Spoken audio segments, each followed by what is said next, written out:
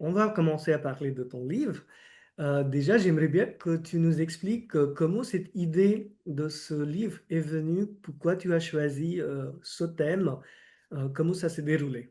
En fait, l'archéologie, parce que je suis foucaldienne, le cadrage théorique que j'utilise dans ma thèse fait référence à Michel Foucault, donc je vais employer le terme d'archéologie.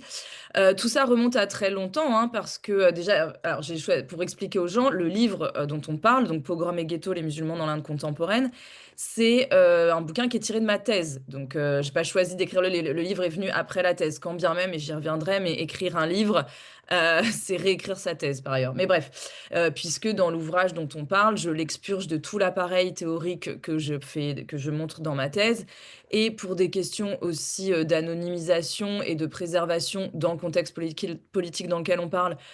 de préservation de mes enquêtés, comme on appelle ça, j'ai aussi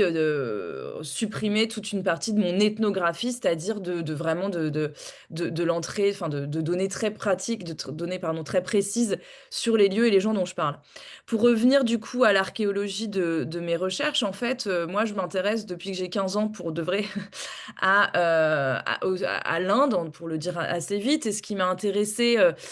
quand j'étais très, très jeune, donc moi je viens de Normandie, je suis socialisée dans un village de 543 habitants, avec des parents pas du tout, intéressés par l'international ni par l'altérité d'ailleurs.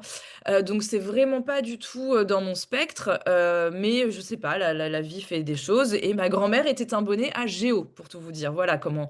les magazines Géo qui parlent en fait de l'étranger. Donc en fait, de ma petite fenêtre, du fin fond de la Vallée d'Eur, voilà, j'avais une fenêtre justement ouverte sur le reste du monde.